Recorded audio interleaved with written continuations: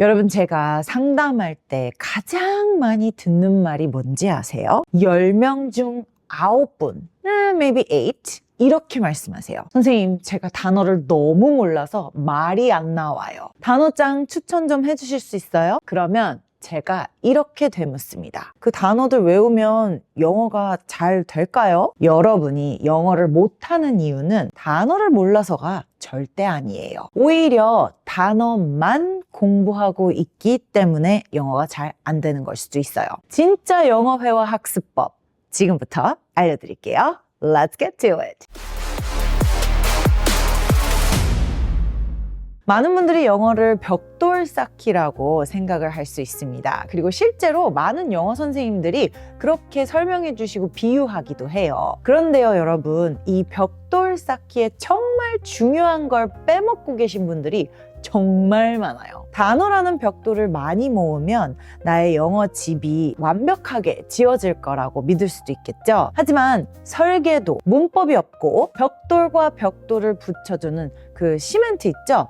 듣기와 말하기가 없으면 그 벽돌들은 그냥 바닥에 굴러다니는 돌덩어리들 뿐입니다. 쓸모가 없어요. 언어는 듣기, 말하기, 읽기, 쓰기 이 4가지 영역을 동시에 훈련해야 비로소 영어가 터질 수 있습니다. 언어학자들과 뇌과학자들의 연구 결과를 토대로 감히 제가 오늘 한 말씀 올려드립니다만, 균형이 맞는 학습을 해야 영어가 술술 나올 수 있습니다. 세계적인 언어학자 Paul Nation 교수님의 4가지 Four Strands라는 이론에 의하면요, 언어 학습이 성공을 하려면 의미 중심의 듣기와 읽기, input, 의미 중심의 말하기, 쓰기, output, 언어 요소 학습, language focused learning, 그리고 유창성 개발,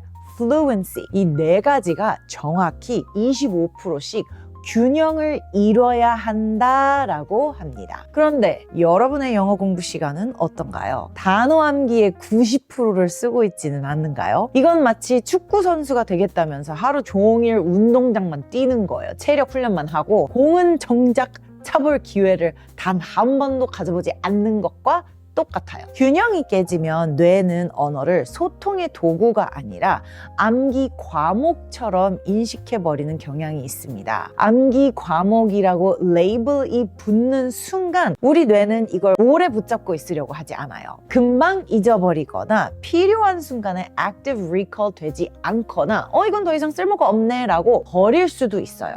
잊어버리는 거죠. 오랜 습관처럼 내 것으로 영어를 장착하기가 쉽지가 않겠죠. 언어의 4가지 영역을 동시에 키워야 하는 두 번째 이유는요, 뇌과학적 연결주의, connectionism 때문인데요. 우리 뇌에서 단어는 독립적으로 존재하지 않습니다. 단어는 문맥 속에서 소리와 함께 문장 구조 안에서 마치 거미줄처럼 연결되어 저장이 됩니다. 단어장만 보면 눈으로는 알죠. 그리고 예문들을 보면 그 단어의 뜻을 정확히 이해도 되고요. 하지만 귀로 들었을 때 그 소리를 인지하지 못하면 뇌는 그 단어를 모르는 정보로 처리할 수 있는 확률이 훨씬 더 높아져요. 또 그 단어를 내가 직접 입 밖으로 뱉어보지 않으면 결정적인 순간에 혀가 갈 길을 잃으면서 어떻게 해야 될지를 몰라요. 입술도 그렇고요. 즉, 안다는 것과 할 수 있다는 것은 다르다는 거예요. 단어장은 아는 것만 늘려주지만 회화는 할 수 있는 것이어야 합니다. 이 절차적 지식은 오직 4가지 영역을 동시에 돌릴 때만 형성이 된다고 해요. 읽고 말해보고, 듣고 써보고, 다시 말해보고, 다시 써보고, 다시 읽어보고, 이 사이클이 돌면서 균형을 맞춰야 정말 정확한 소통의 도구로 영어를 장착할 수 있어요. 이 3번째 제가 말씀드리고 싶은 것은 문법과 구조의 힘을 키우셔야 한다는 건데요. 단어만 나열한다고 말이 될까요? I, coffee, drink. 의사소통은 될지 몰라도 이건 성인의 영어는 절대 아니죠. 단어는 재료일 뿐이고 문법은 그 재료를 엮어내는 요리법이라고 생각해 보세요. 뇌과학적으로 브로카 영역은 문법과 문장 배열을 담당하는데요.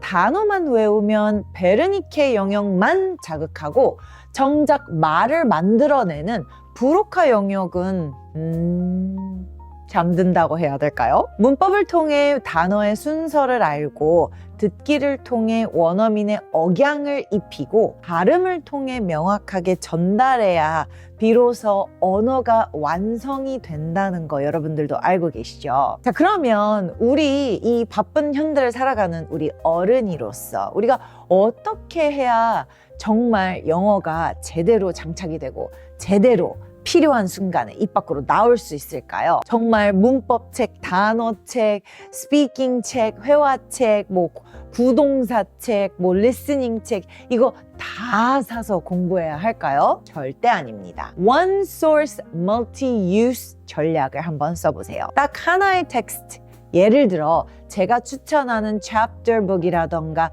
짧은 article 같은 것들 있죠? 이런 거 하나를 정해서 이 하나로 4가지 영역을 동시에 공략하는 겁니다. Reading은요, 먼저 읽으면서 모르는 단어와 문장의 구조를 파악해 보세요. 너무 집착하면서 문법을 파헤치기보다도 원어민들은 의외로 간단한 기본 단어들을 심플하게 조합해서 소통을 하니까 이런 소통의 방법을, 이 설계도를 학습해 보셨으면 좋겠어요.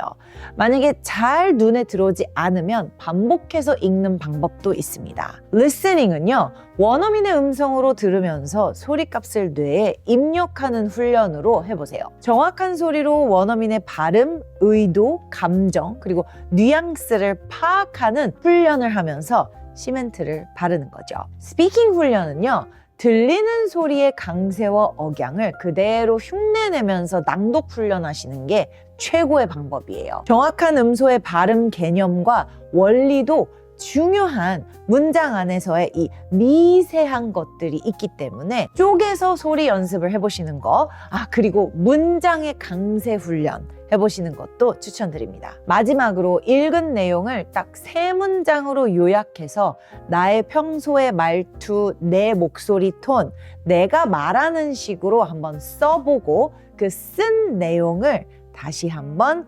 말해보면서 낭독 훈련 해보세요. 이렇게 하나의 자료를 반복적으로 씹어 먹어야 단어가 문장 속에서 어떻게 쓰이는지, 어떤 소리가 나는지, 어떤 문법으로 연결되는지 뇌가 통합적으로 받아들일 수 있어요. 이게 바로 가장 빠르고 효율적인 비키쌤의 통합 학습법 아니겠습니까? 단어를 몰라서라는 핑계 뒤에 이제 더 이상 숨지 마세요, 여러분. 여러분은 이미 충분히 많은 단어들을 알고 계십니다. 문제는 그 단어들을 엮어낼 연결고리가 녹슬어 있거나 제대로 된 방법으로 연결시켜 본 적이 없을 수도 있다는 거죠.